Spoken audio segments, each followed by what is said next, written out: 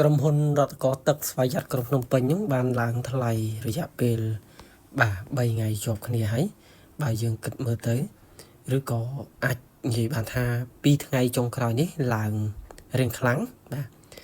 វាបានឡើងពី6420មកដល់6460បន្ទាប់មកកាលពីម្សិលមិញវាឡើងដល់6480ជាមួយនឹងទំហំជួញដូរត្រឹមតែជាង3000ហ្នឹងទេប៉ុន្តែនៅក្នុងថ្ងៃនេះបាទព័ត៌មានច្បាស់ការទៅលើភាគលាភបាទ350រៀលវាធ្វើឲ្យភាគហ៊ុននេះមានទំហំជួញដូររហូតដល់21000ភាគហ៊ុនជាងឬក៏យើងហៅថា20000ភាគហ៊ុនជាងថ្លៃរបស់វាឡើង1%កន្លះបាទឡើងពី6480ដល់6580ការឡើងថ្លៃនេះមួយផ្នែកធំគឺបណ្ដាលមកពីការប្រកាស record date បាទភាគលាភបាទនឹងចំនួនភាគលាភជាក់លាក់ដោយអ្នកមួយចំនួនគាត់មិនសូវជាមានជំនឿចិត្តថាក្រុមហ៊ុននឹងធ្វើការផ្ដល់ភាគលាភច្រើននោះទេមកពីក្រុមហ៊ុនមួយចំនួនបានបន្ថយភាគលាភហើយក្រុមហ៊ុនមួយចំនួនទៀតនោះគឺបានចែកភាគលាភតិចតួចនិងក្រុមហ៊ុនមួយចំនួនទៀតផ្ដល់ភាគលាភច្រើនក្នុងន័យមិនច្បាស់លាស់នៅឆ្នាំបន្ទាប់ដូចជាក្រុមហ៊ុន MJQE និងក្រុមហ៊ុនបាទ DVD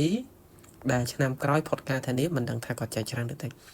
ខុសគ្នាអំពីក្រុមហ៊ុនរដ្ឋកោទឹកដែលគាត់បែងចែកភាគលាភច្រើននេះគឺច្រើនឆ្នាំមកហើយបាទច្រើនឆ្នាំមកហើយនេះចង់សម្ដៅថាគាត់មានប្រវត្តិបែងចែកភាគលាភរឹងមាំមិនក្រោម 4% ទេធៀបជាមួយថ្លៃហ៊ុនលើទីផ្សារជាមធ្យមស្ទើរតែរៀងរាល់ឆ្នាំនេះផ្ទាល់គាត់បានបែងចែក350រៀលក្នុងមួយភាគហ៊ុនបើយើងគិតជាមួយនឹងតម្លៃហ៊ុនលើទីផ្សារបច្ចុប្បន្នវាបានជាង 5% ធៀបជាមួយនឹងតម្លៃហ៊ុនលើទីផ្សារដែលជាហ៊ុនមួយផ្ដល់ប្រាក់ចំណេញដល់វិនិយោគិនជាច្រើននាពេលបច្ចុប្បន្ននេះពេញភាគហ៊ុនរដ្ឋកោទឹកថ្ងៃណាទើបទទួលបានភាគលាភនៅក្នុងសេចក្តីជូនដំណឹងរដ្ឋកោទឹកបែងចែកភាគលាភចំនួន350រៀលដោយការបរិច្ឆេទបាទការបរិច្ឆេទកំណត់ទុកការបរិច្ឆេទកំណត់ទុកហ្នឹងគឺជាការបរិច្ឆេទមួយកំណត់ថាវិនិយោគិនមានឈ្មោះបាទនៅក្នុងការទទួលបានភាគលាភមានឈ្មោះក្នុងបញ្ជីបាទហើយការទិញភាគហ៊ុនបានភាគលាភគឺមុនថ្ងៃកំណត់ទុកនេះ2ថ្ងៃអញ្ចឹងការកំណត់ទុកគឺថ្ងៃទី14ខែ7 2025បាទអញ្ចឹងវិនិយោគិនយើងអាចទិញបាននៅថ្ងៃទី10ខែ7បាទអញ្ចឹង10ខែ7 2025ហ្នឹងគឺយើងទិញហើយយើងនៅតែទទួលបានភាគលាភបាទទិញថ្ងៃទី11អត់បានទេចំពោះអ្នកលក់ហើយចង់បានភាគលាភចាំថ្ងៃទី11ចាំលក់ហើយនៅតែទទួលបានភាគលាភហើយចំនួនភាគលាភលម្អិតនោះយើងអាចមើលបន្តិចថា350រៀលក្នុងមួយភាគហ៊ុនតើរដ្ឋកោទឹកគាត់ចែកប្រាក់នឹងឲ្យជាភាគលាភដល់វិនិយោគិនចំនួនប្រមាណបាទអញ្ចឹងកន្លែងនេះគាត់បានបញ្ជាក់ថាគាត់បានបែងចែក4566,000លានរៀលបាទនេះជាចំនួនមួយយ៉ាងច្រើនដែលសាច់ប្រាក់ទាំងអស់នេះនឹងហូរចូលទីផ្សារភាគហ៊ុនធ្វើឲ្យ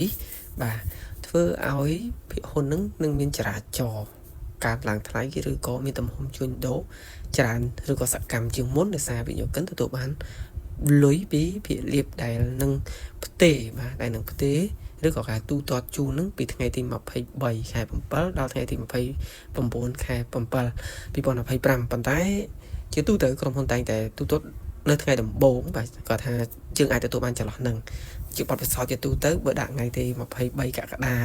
ចូលដល់29កក្កដាអញ្ចឹងថ្ងៃទី23ហ្នឹងគឺបានហើយបាទតែបើអត់បានទេយើងអាចរងចាំដល់ថ្ងៃទី29 23ដល់29ហ្នឹងគឺចូលហើយអញ្ចឹងភាគលាភរដ្ឋកោទឹកគឺលឿនល្អក្រុមហ៊ុនរដ្ឋកោទឹកឯកតាមបទពិសោធន៍ជាហ៊ុនមួយដែលគេប្រសិទ្ធនាមថា dividend stock បាទដែលជាក្រុមហ៊ុនផ្ដល់ភាគលាភច្រើនជារៀងរាល់ឆ្នាំអញ្ចឹងវិនិយោគិនដែលវិនិយោគលើភាគហ៊ុនហ្នឹងមានអ្នកចំណេញ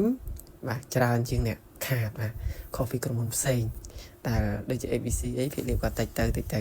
ឆ្នាំនេះបាន200រៀលជាងធ្វើឲ្យមានអ្នកខាតច្រើនហើយអ្នកចំណេញហ្នឹង speculator ឬក៏ trader តិចតួចអរគុណច្រើនបងប្អូនជួបគ្នានៅវីដេអូក្រោយបន្តទៀត